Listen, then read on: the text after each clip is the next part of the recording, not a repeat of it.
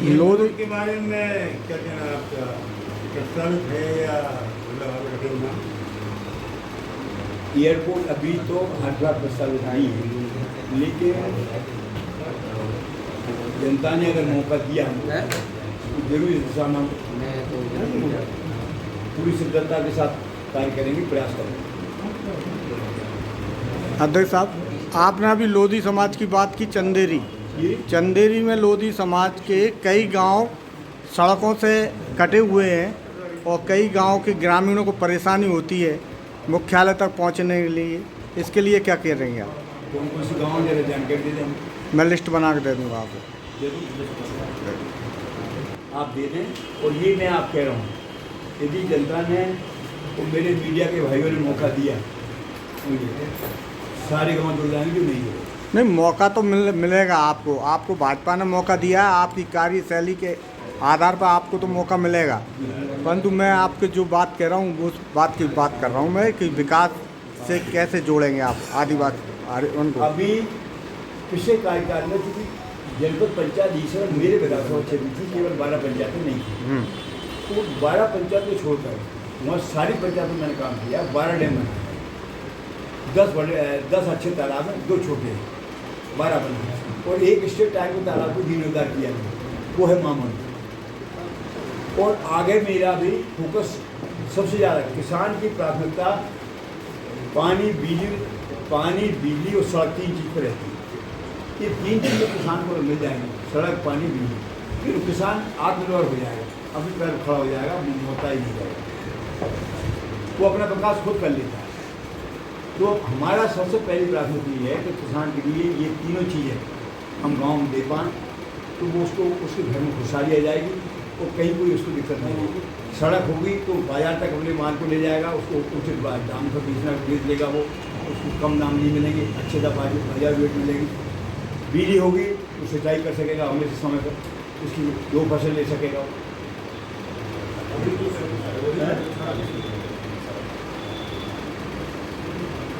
कौन सी बात?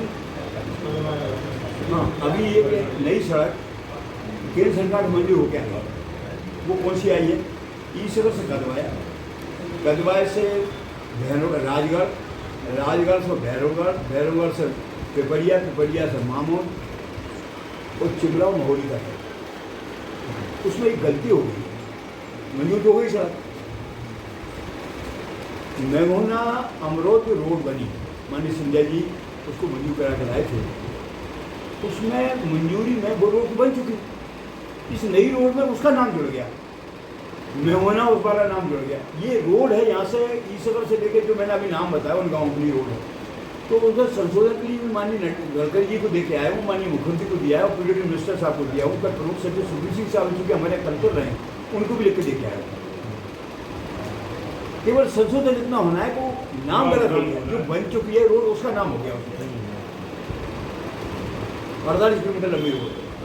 पूरा एरिया उनका जो भी सिंधिया रियासत में था, सब उनके प्रति बहुत कायल हैं और बहुत उनके लिए स्नेह रखते हैं। नहीं, अभी आपने कहा था कृपा से मिला है, तो आप वरिष्ठ नेता है भाजपा के, पुराने विधायक हैं, तो संगठन की जवाबदेही ज़्यादा है या सिंधिया जी की कृपा ज़्यादा है? ऐसा है, हमारे जो फैसले होते हैं उस फैसले में संयुक्त फैसला होता है।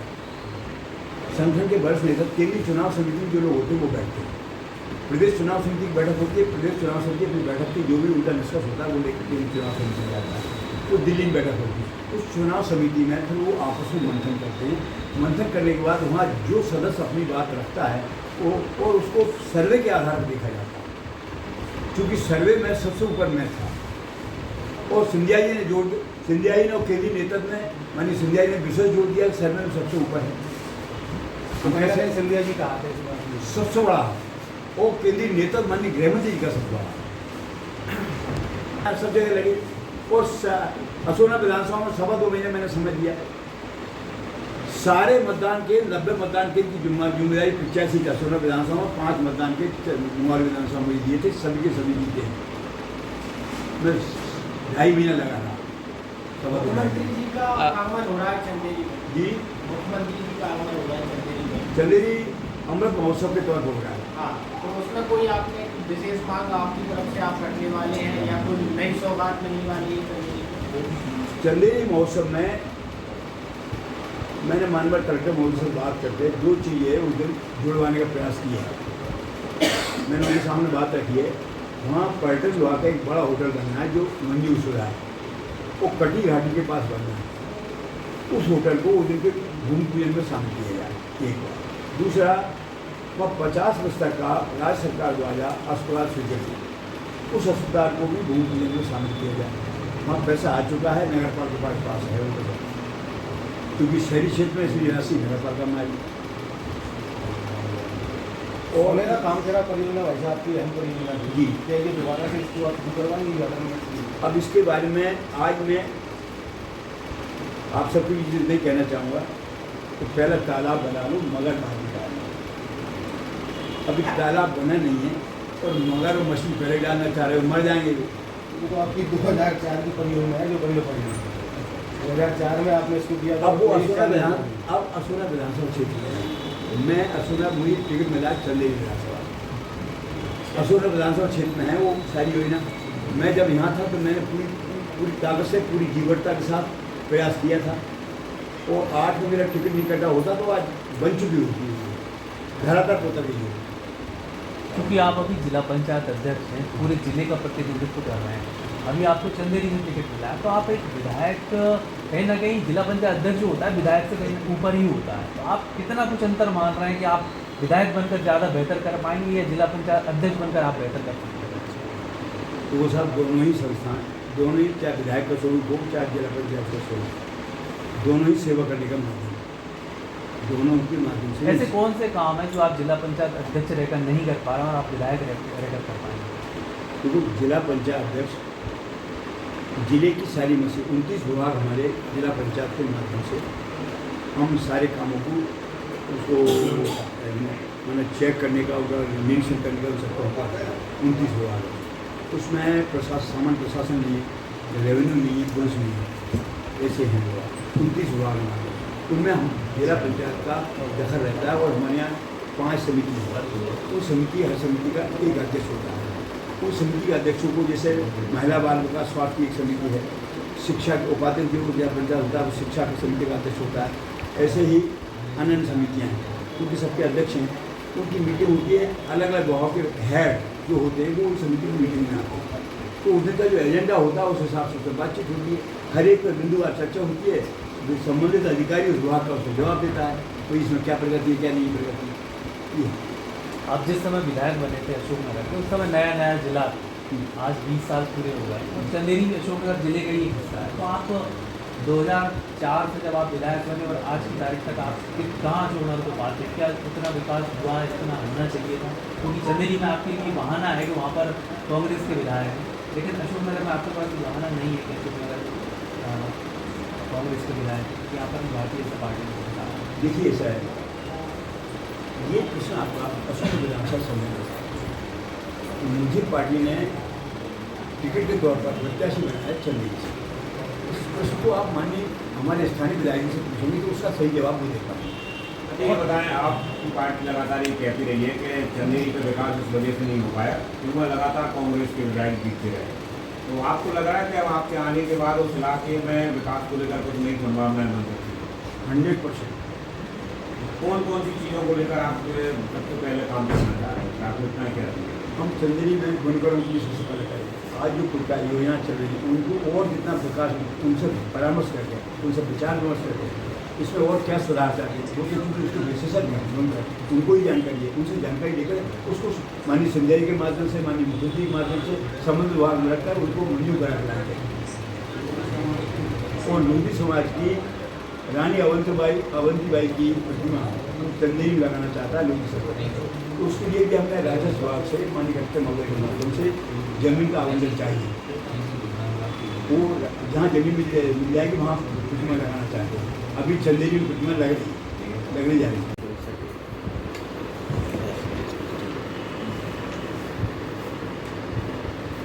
प्रिंट मीडिया, इलेक्ट्रॉनिक मीडिया,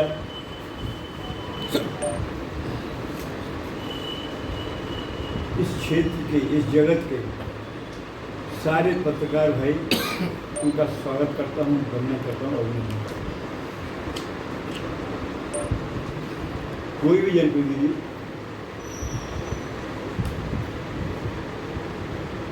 जिस पार्टी से जुड़ा होता है उससे अवसर मिलने के बाद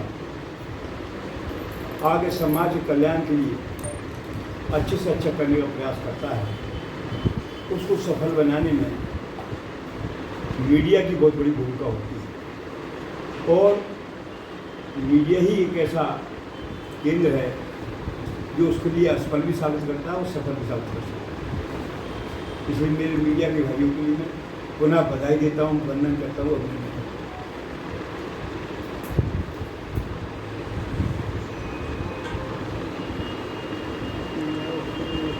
आज की जो प्रेस कॉन्फ्रेंस आप ले रहे हैं वो किस मुद्दे को लेकर और किन चीज़ों को लेकर जो है आप अपनी बात करें? मुद्दा 2008 तक मैं 3 से 8 तक विधायक रहा और 8 में पड़शीमन हुआ। पड़शीमन में मैं अशोकनगर विधानसभा से विधायक था। पड़शीमन में अशोकनगर विधानसभा आरक्षित हो गई और अशोकनगर विधानसभा का 75% हिस्सा मिला के चंदेरी का 25% हिस्सा मिला के एक नई विधानसभा जिसका मुख्यालय चंदेरी रखा गया। चंदेरी 2003 से 8 के बाद रघुवी समाज के लिए विधायक के रूप में टिकट मिला है, 20 साल बाद मिला है। और इसमें हमारे आशा के केंद्र रघुवी समाज के आशाओं के केंद्र बिंदु श्रीमंत महाराज साहब योगेश सिंधिया जी, उनके आशीर्वाद से, उनके सफल प्रयास से, उनके स्नेह से ये सफल हो पाया। वैसे मैं अपने सभी भारतीय जनता पार्टी के वरिष्ठ नेतृत्व को बधाई देता हूँ, धन्यवाद देता हूँ कि जिनने रघुवी समाज के लिए 20 साल से कोई मौका नहीं मिला था उसको मौका दिया है। तो रघुवी समाज से क्योंकि मैं आता हूँ तो सारे समाज को जनप्रतिनिधि रूप में मिल जाता है। 20 साल से हमारे समाज कटा हुआ था, आज मौका दिया है तो मैं पार्टी का, हमारे शीर्ष नेताओं का सबका अभिनंदन करता हूँ, वंदन करता हूँ।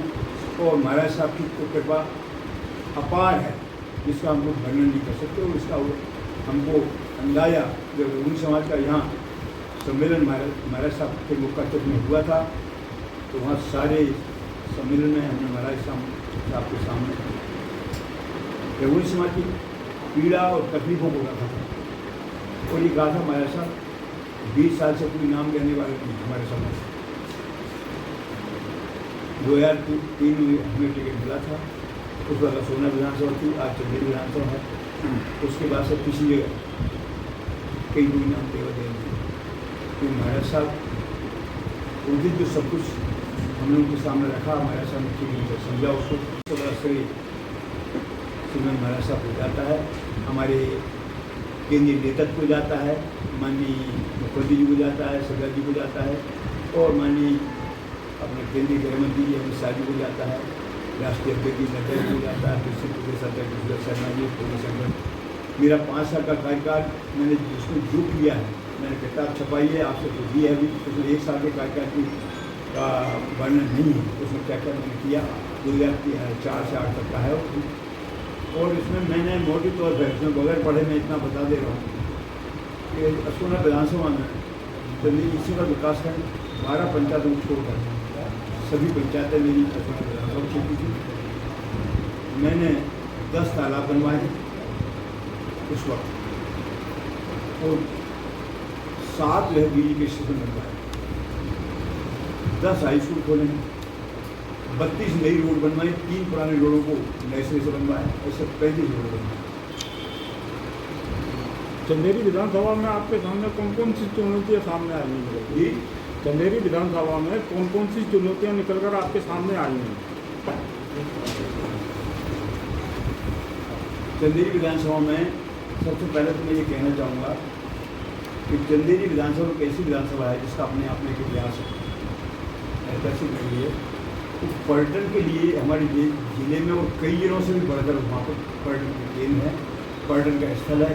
पर्यटन के लिए बहुत लोग आते हैं और वो दुनिया संसार के लोग भी शूटिंग के लिए आ रहे हैं, लगातार फिल्मों की शूटिंग हो रही है। और पर्यटन के क्षेत्र में फिल्मों के लिए जो शूटिंग होती है उस क्षेत्र में, साथ ही धार्मिक क्षेत्र में जैसे माने जागेश्वरी माता का मंदिर है, जैसे अपना महाकाल का लोक बना है, ऐसे ही जागेश्वरी माता, देवगानी मैया, बीजेश्वरी मैया का करवाया। इस क्षेत्र में भी हम इन तीनों जगह एक लोक के रूप में बनवाने के लिए भविष्य में प्रयास करेंगे। चंदेरी की साड़ियाँ विश्व विख्यात हैं, विश्व क्या तो उसके लिए आप हस्तकला के लिए आप क्या क्या योजनाएं लेके आएंगे?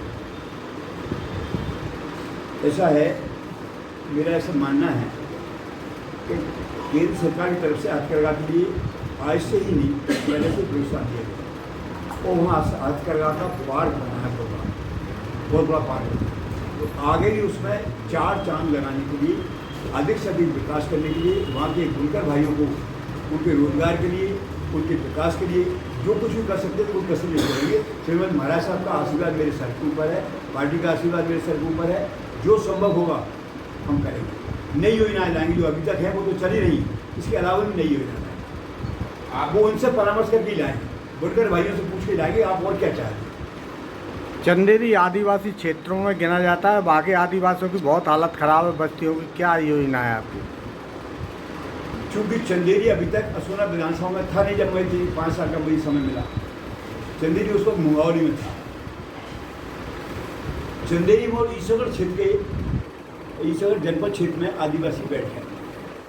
चंदेरी से में भी आदिवासी बैठ है। उनके कल्याण की, आदिवासी कल्याण के प्रदेश सरकार से और केंद्र सरकार दोनों से योजना चाहिए। पहले सब्जी के लिए बहनों के लिए पैसा दिया 1000 रुपये। आज लाडली बहना में पहले 23 वर्ष से उम्र रखी थी, वो घटा के 21 कर दी। तो सभी को शामिल किया। वो बहनें जिनको सब्जी के लिए पैसा मिलता था उनको भी शामिल कर दिया गया 1000 रुपये वाली योजना। और उसका प्रभाव सारे लाडली बहनों के ऊपर, सारी बहनों के ऊपर बड़े पैमाने पड़ा। और अभी माननीय शिवराज जी का ये प्रण है कि अभी 1000 रुपये से मैंने शुरुआत की है, तो 1250, 1500, 2000, 2500, 3000 तक पहुँचे हर बहना के लिए। बहुत बड़ी योजना है।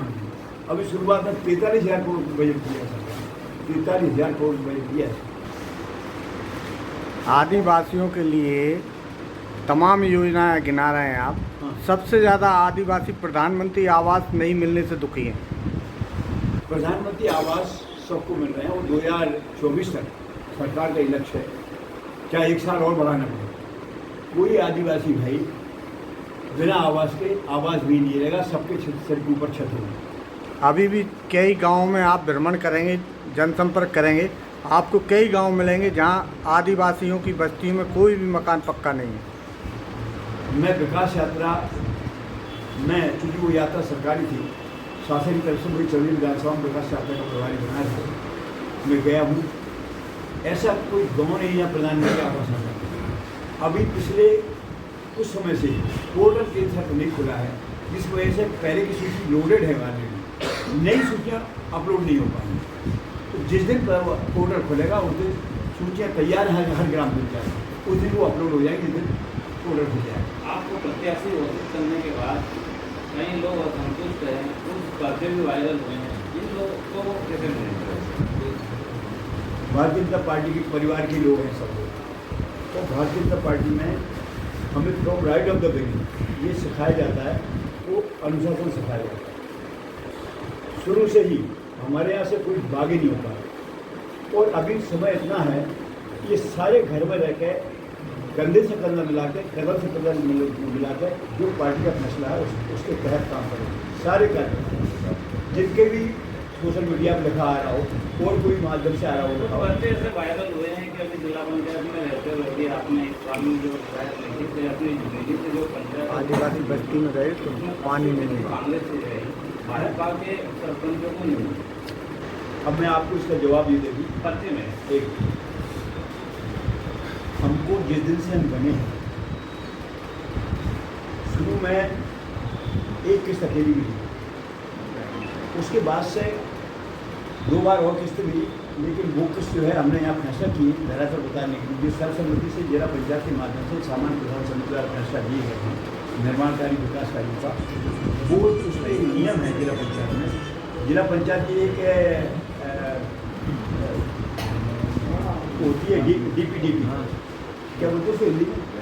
District planning committee. जिला पंचायत की अलग होती है डिस्ट्रिक्ट प्लानिंग कमेटी। उस प्लानिंग कमेटी का अध्यक्ष होता है कलेक्टर महोदय। क्योंकि पुरानी कलेक्टर महोदय द्वारा 22, 23 और 23, 24 की कार्य योजना जो कि सर्वसम्मति से पास है, उन्हें अध्यक्ष अपनी मीटिंग नहीं बुलाई प्लानिंग कमेटी, मैंने योजना